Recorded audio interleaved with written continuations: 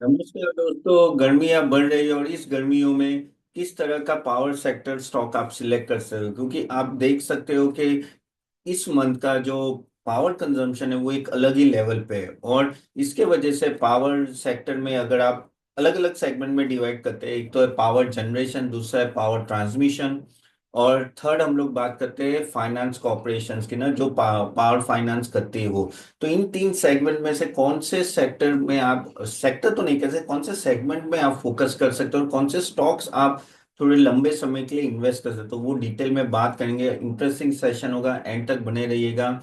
और आगे जाने से पहले गाइस, कल हमने और आज सुबह भी आपको मेल आया होगा, हमने एक माइक्रो कैप आपको रिकमेंडेशन भेजा है। जो भी हमारे पोर्टफोलियो बिल्डर के मेंबर्स है, प्लीज अपना मेल जाके दीजिएगा। हॉस्पिटैलिटी में है तो प्लीज जाके आप इन्वेस्ट कर सकते हो। और चलिए आगे बढ़ते हैं। तो जैसे मैंने बोला कि पावर सेक्टर के बारे में बात करें, तो इन तीन सेगमेंट में गाइस, ये तीनों सेगमेंट अच्छे हैं, लेकिन उसमें से भी अगर आपको इन्वेस्ट करना है तो क्या क्या चीजें ध्यान में रखनी है, तो उसके लिए एक काम करते हैं, पहले पीपीटी ओपन कर लेता हूँ। So I will discuss you on that way. तो अगर आप यहाँ देख सकते हो कि पावर की क्या डिमांड रही है, तो पावर की डिमांड अगर हम लोग अप्रैल 25 की बात करें तो ऑलमोस्ट 235 गीगावाट्स के, जो अप्रैल 24 से ऑलमोस्ट 4% ज्यादा है। अगर डेली पीक 214 गीगावाट के, जो लास्ट मंथ 205 से ऑलमोस्ट 4.4% ज्यादा है। और मंथली पावर कंजम्पशन बात करें सो 161 बिलियन यूनिट्स है, जो last time it was around 144। तो ऑलमोस्ट 11.6% का बढ़ोतरी है। तो ये बता रहा है कि इस बार पावर कंजम्पशन ज्यादा है। एंड अगेन, जो ऑलरेडी फोरकास्ट किया जाए कि इस बार की गर्मी और तेज होगी, तो शायद आपको भी पता है, जैसे जैसे साल बीतते जाते हैं, लोग एसी ज्यादा अपने ऑफिस में, घर में रखते हैं, और पावर कंजम्पशन ऐसे बढ़ रहा है। Of course industrial production and all that वो बढ़ता है, तो उसके वजह से भी काफी हद तक कंजम्पशन होता है।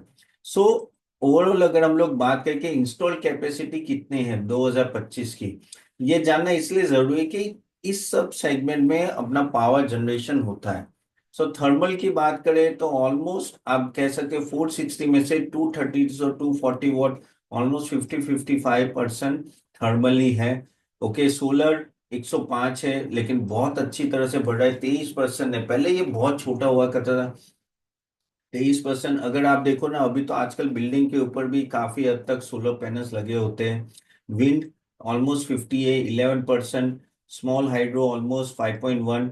ओके, देन बायोमास अदर्स वो ऑलमोस्ट 2% है, ये सब छोटे हैं। ओके, लार्ज हाइड्रो 10% है, न्यूक्लियर 1.5। तो अगर हम लोग सिर्फ हाइड्रो की भी बात करें तो 50-55 ये +1 और almost 10, almost you can say 65-66% अभी भी थर्मल पावर पे और उस पे डिपेंडेंट है। और हाइड्रो पावर भी अभी धीरे धीरे बढ़ के 10% हुआ है।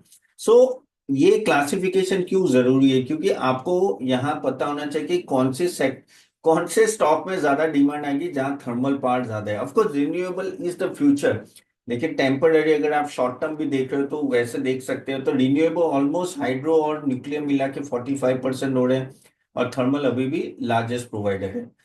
अभी हम लोग आगे बात करें कि आगे जाके क्या गवर्नमेंट के टारगेट्स एंड आउटलुक है। तो उसमें अगर आप देखोगे, पीक वो बोल रहे हैं कि भाई 2045 में 260 गीगावाट का पीक हो सकता है, जो बहुत ही अच्छा है, यानी ज्यादा है। 229-30 में जैसे जैसे देखो, क्यों ये 365-370 का जंप आएगा, ऑलमोस्ट 40-50% का।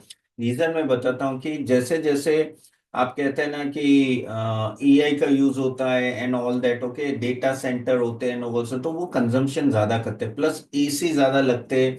जैसे जैसे इकोनॉमी आगे बढ़ी तो एसी का इंस्टॉलेशन ज्यादा रखता है, इंडस्ट्रियल आउटपुट ज्यादा होता है। तो प्लस अगर आप बात करोगे कि भाई आप इलेक्ट्रिक व्हीकल को पुश कर रहे हो, तो इलेक्ट्रिक व्हीकल को पुश करना है तो आपको कार रिचार्ज करनी है, आपका स्कूटर रिचार्ज करना है, तो उसके वजह से भी पावर कंजम्पशन बढ़ ही सकता है। और अगर 458 का, यानी आप देखो कि ऑन अच्छा खासा जंप आएगा इन सब में, क्योंकि ये सब कुछ इलेक्ट्रिक व्हीकल, जैसे मैंने बोला, इलेक्ट्रिक व्हीकल हो या ईवी हो या एआई हो या डेटा सेंटर हो, ये सब बढ़ाएंगे पावर कंजम्पशन को। सो एनुअल कंजम्पशन आप देखो 2325 TWH का होगा, जो 22 में 1500, ऑलमोस्ट आप कह सकते हो कि 70 to 80% जब होगा पिछले नेक्स्ट 8 साल में। ओके। अगेन रिन्यूएबल एनर्जी, जो मैंने काफी टाइम वीडियो में बोला कि ऑलमोस्ट 500 गीगावाट की रिन्यूएबल एनर्जी का आएगा। ओके, उसमें सोलर, विंड, बायोमास, हाइड्रो, और 450 गीगावाट सोलर और विंड से ही होगा, मैक्सिमम सोलर और विंड से, उसमें भी ज्यादा से ज्यादा सोलर रिन्यूएबल पे ज्यादा फोकस रहेगा। एंड एवरी ईयर वो 500 गीगावाट का बेसिकली बिड्स इशू करेंगे गवर्नमेंट को।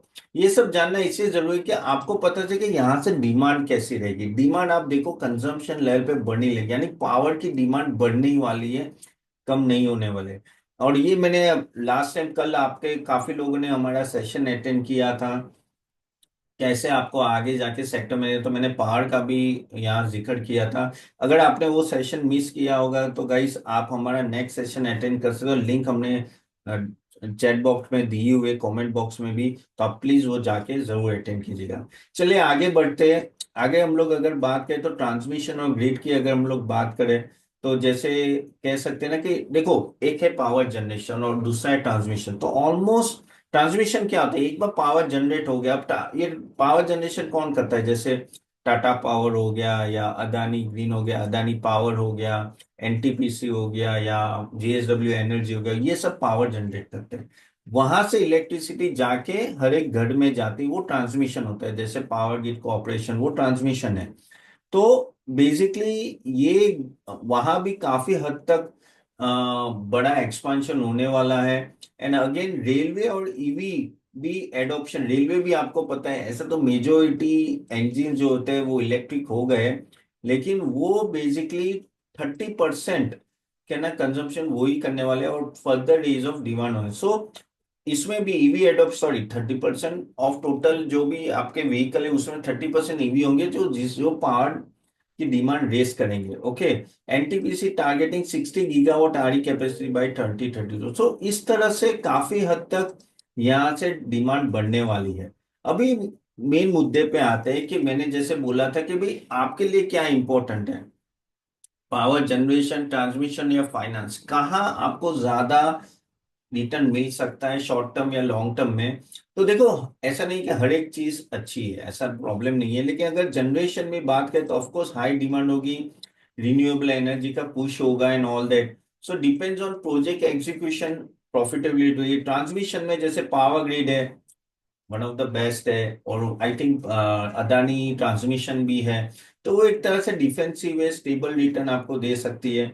जबकि पावर फाइनेंस जैसे पीएफसी, आरईसी, आईआरडी है, उनका क्या है कि जैसे जैसे पावर का बूम बढ़ता है तो उनकी डिमांड बढ़ती है, तो वो भी एक अच्छा परफॉर्मर हो सके। वो ज्यादा परफॉर्म इसलिए भी कर सकते हैं क्योंकि अभी इंटरेस्ट रेट कट होने वाला है, तो वहां भी उनको फायदा हो सकता है। तो ये चीज आपको थोड़ा ध्यान में रखना है। तो अगर हम लोग अभी बात करें कि भाई यहाँ से क्या वैल्यूएशन लग रहा है, किस तरह से इन लोगों का वैल्यूएशन जा रहा है, तो उस पर थोड़ा डिटेल में बात करते हैं। तो मैं एक काम करता हूँ, स्क्रीनर आपके लिए ओपन कर देता हूँ, जिससे हम लोग थोड़ा डिटेल में बात करते हैं।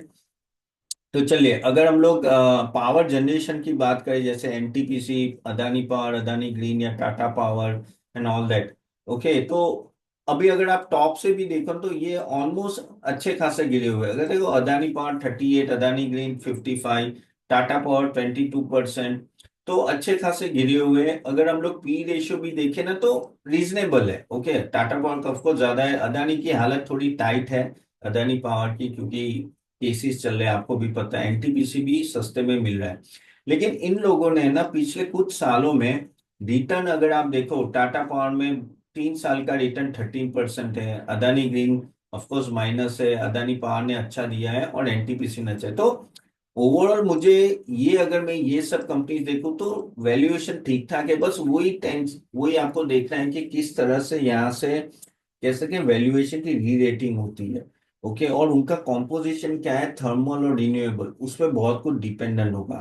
करेक्ट। रिन्यूएबल धीरे धीरे इंस्टॉल होगा, जबकि थर्मल ऑलरेडी इंस्टॉल है। सो ये चीज आपको थोड़ी ध्यान में रखनी है। ऑफकोर्स इनमें अदानी ग्रीन सबका सबसे बड़ा डेट टू इक्विटी रेशियो है, ये चीज आपको ध्यान में रखनी है। जब हम लोग बात करते हैं दूसरे के एंटी, जैसे पावर ग्रिड, ट्रांसमिशन, ट्रांसमिशन एक ऐसी कंपनी ना कि आपको 5 साल का रिटर्न देखिए आपका, और 3 साल का कंसिस्टेंट रिटर्न दिया है ना, यानी स्टेबल रिटर्न, अच्छे खासा डिविडेंड दे देता है। तो आप स्टेबल रिटर्न देखते हो तो हाँ, कोई ये ग्रीड कोऑपरेशन को तरफ देख सकते हो कि वो एक तरह से आपको स्टेबल रिटर्न देता जाएगा। जब हम लोग बात करते हैं फाइनेंस कॉर्पोरेशन की, जैसे पावर फाइनेंस हो, पी आरईसी हो, और आईआरईडीए। आईआरईडीए का कल रिजल्ट आया था, बहुत ही अच्छा रिजल्ट था। पता नहीं कैसे अच्छा रिजल्ट आ रहा है उसका, क्योंकि मुझे सबसे डर रिन्यूएबल एनर्जी में ही लग रहा है, क्योंकि ये जो solar panels and all that होते, ओवर कैपेसिटी अभी हो रही है। और चाइना की शायद डंपिंग भी चालू हो जाए नेक्स्ट टाइम से, क्योंकि अगर यूएस माल नहीं उठाए, और 70% solar panels and all that China में बनते, तो सर यहाँ आके डंपिंग करना चालू हो गया तो हमारे लिए बड़ी दिक्कत है। तो उसमें अगर आप देखो तो ये सब स्टॉक भी अपने, one minute I just show it to you, अपने हाई से काफी नीचे डाउन है। खास करके आईआईडीए 43% डाउन है, आरईसी 34, पीएफसी 27। ओके, लेकिन इनको फायदा एक ये हो रहा है कि जैसे जैसे इंटरेस्ट रेट कम हो रहा है, होगा, जैसे जैसे आरबीआई रेट कट होगा तो उनको डायरेक्टली फायदा होगा। अगर हम उनमें प्राइस टू बुक वैल्यू बहुत इंपॉर्टेंट है, आईआईडी का 4.6 है, लेकिन पीएफसी एंड आरईसी का काफी रीजनेबल है, इतना ज्यादा नहीं है। मुझे अगर आप पूछो ना, तो मुझे कंपैरेटिवली ये सेक्टर ज्यादा, ये सेगमेंट अच्छा लग रहा है जो फाइनेंस कॉर्पोरेशंस के ये सब है। क्यों? क्योंकि एक डिमांड रहेगी इसमें मोनो, अब वो आप थर्मल हो या रिन्यूएबल हो, आपको पैसे तो चाहिए। और इनका प्लेन वैनिला मेथड बिजनेस है। अभी वो लोग है ना, थोड़ा और भी एक्सपेंशन हो रहे हैं, रेलवेज में भी जा रहे हैं, कुछ ईवी में भी वो लोग आगे बढ़ रहे हैं कि ईवी को भी कैटर करेंगे। लेकिन यहाँ इनका कह सकते हैं कि फाइनेंसिंग की हमेशा जरूर पड़ेगी, तो वो एक पॉजिटिव पॉइंट आप इन लोगों के लिए समझ सकते हो कि वो रहेगा हमेशा। ओनली थिंग इज इनका नेट, उनका जो net NP and all that should not increase, जो अभी स्टेबल है, जो अभी स्टेबल है। तो अगर आप बात करो कि ये 3 सेगमेंट, पावर ग्रिड, जैसे जैसे मैंने बोला, ट्रांसमिशन एक स्टेबल, आपको है ना 12-15% के बीच में नॉर्मली रिटर्न देता रहेगा, कोई दिक्कत नहीं है। आरईसी, पीएफसी हो या आईआरडीडी हो, वो सब फाइनेंस कंपनी है, तो वो शायद आपको थोड़ा अल्फा रिटर्न दे। जबकि पावर जनरेशन है, वो depends on the composition and all that, कि वो एक तरह से देगा तो अच्छा देगा, नहीं तो थोड़ा धीरे धीरे देगा। खासकर अदानी तो प्रॉब्लम में ही है अभी। तो उस तरह से आपको देखना है, to in order to cater कहाँ आपको जाना है। तो गाइज ये आपको मैं बताना चाहता हूँ, होप आपको ये वीडियो अच्छा लगा, आपको लर्निंग भी अच्छी मिली होगी। सो प्लीज इस तरह से आप देख सकते हो। जैसे मैंने बोला कि अगर आप चाहते हो कि हमारे प्रोडक्ट्स देखे, हमारे रिकमेंडेशन, तो मैंने लिंक दी है वेबसाइट की, वहां जाके आप देख भी सकते हो, और हमारा नेक्स्ट सेगमेंट भी, नेक्स्ट सेशन भी अटेंड कर सकते हो। आपके कोई क्वेश्चन है प्लीज कमेंट बॉक्स में डालिए। Normally I do answer in the comment box, okay, reply करता हूँ, तो आपको वहीं मिल जाएगा आंसर। कभी कभी मैं वीडियो में नहीं इसलिए नहीं रहता हूँ, क्योंकि वीडियो लंबा हो जाता है, कि लोगों को लगता है यार 15-20 मिनट के वीडियोस नहीं देखने हैं, इसलिए मैं बोला कि चलो शॉर्ट रखते हैं, तो आपके लिए बेटर रहेगा। तो होप आपको वीडियो अच्छा लगा। अगेन कोई रिकमेंडेशन नहीं है, खुद का रिसर्च करके आप इन्वेस्ट कीजिए, कि just suggestion from my side, किस तरह से आप पावर सेक्टर को देख सकते हैं। चलिए, तो मिलते हैं next time, see you then, bye bye.